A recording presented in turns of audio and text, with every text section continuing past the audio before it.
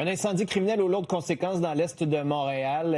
Il y a plusieurs commerces qui ont été touchés, mais des locataires aussi, eux, ont évité le pire. Andy, un suspect aurait été vu et a lancé des cocktails Molotov.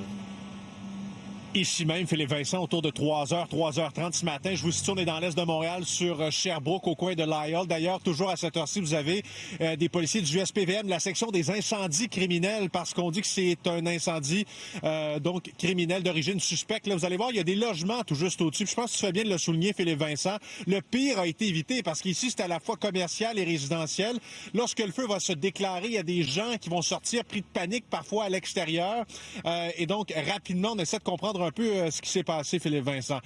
Alors, une trentaine de personnes évacuées.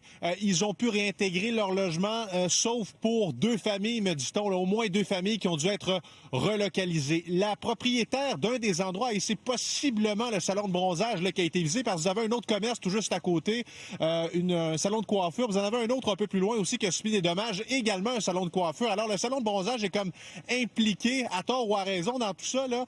Et la propriétaire me disait tantôt n'avoir absolument rien à se reprocher. Elle n'a pas eu de menaces dans les dernières semaines et elle le jure, on va l'entendre. On prend ça difficilement ce matin, c'est clair. On s'attendait pas à ça du tout. Pas du tout. Les papiers de migration, mon mari, tout est là-dedans. J'ai tout perdu. Est-ce que vous auriez peut-être une idée qui pourrait vous en vouloir? Personne.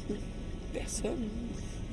Je suis pas d'amie, je suis pas personne. Je fais mon travail. Mon mari est cubain, il vient d'arriver de Cuba. L'immigration. Je fais mes petites affaires. Est-ce qu'il y a déjà des gens qui sont venus vous voir? L'extorsion? Non, pas du tout, pas du tout, pas du tout. On ferme à 6h30 le soir exprès pour pas être là le soir trop tard.